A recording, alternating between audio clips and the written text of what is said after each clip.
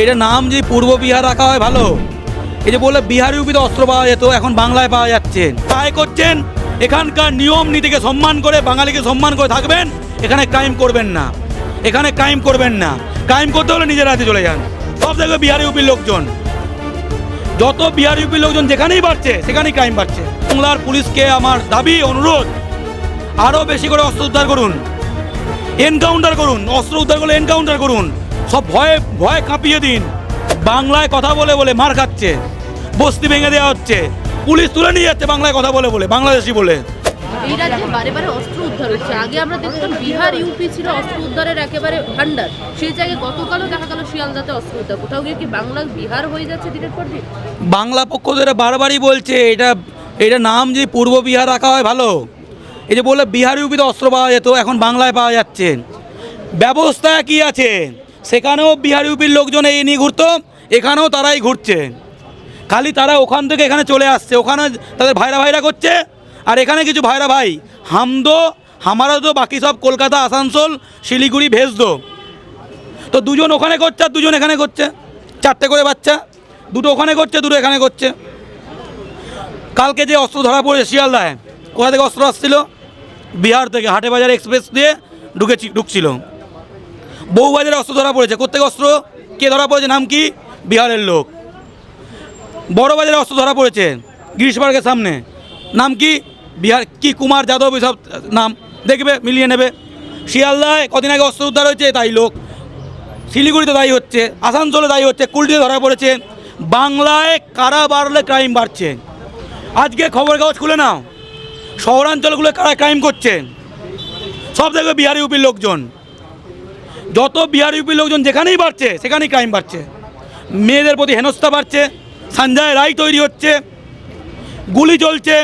ব্যারাকপুরে দেখো প্রতিদিন, দুদিনে 3 দিনে 2বার শুট আউট হয়েছে। ব্যারাকপুরে শুট আউটে কেন হচ্ছে? কারণ ব্যারাকপুরে বাইরের লোকজন বেড়ে গেছে, বাঙালির হাতে দখল হয়ে গেছে।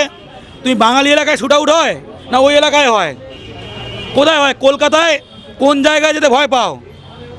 মেটিয়াবুরুজ, পার্ক সার্কাস, বড়বাজার, বেলগাছিয়া, কাশীপুর, চিতপুর, এগুলোয় না গড়িয়া, যাদবপুর, বাঙালি এলাকাগুলো কোথায় ভয় বেশি পাও?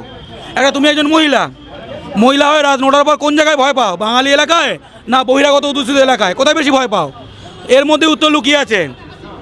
যারা কাজ করতে এসেছে তাদেরকে স্পষ্টভাবে বলছি, কাজ করতে এসেছেন, এখানে আয় করছেন, এখানকার নিয়ম নীতিকে সম্মান করে, বাঙালিকে সম্মান করে থাকবেন।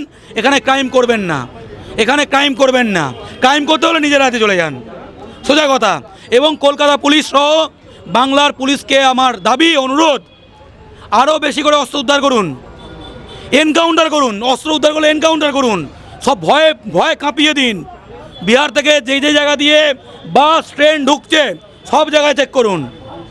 বিহারে অস্ত্র নিয়ে পট করে বাংলায় ঢুকে যাচ্ছে, বিহারে ক্রাইম করে বাংলায় চলে আসছে, এখানে ক্রাইম করে বিহারে চলে যাচ্ছে।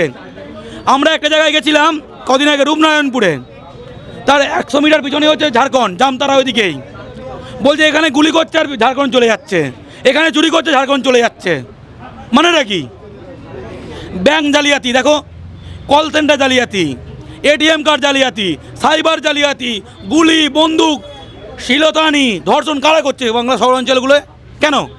বাঙালি অন্য রাজ্যে ক্রাইম করে, অন্য রাজ্যে বাঙালি কাজ করতে যাচ্ছে, বাংলায় কথা বলে বলে মার খাচ্ছে, বস্তি ভেঙে দেওয়া হচ্ছে, পুলিশ তুলে নিয়ে যাচ্ছে বাংলায় কথা বলে বলে, বাংলাদেশি বলে।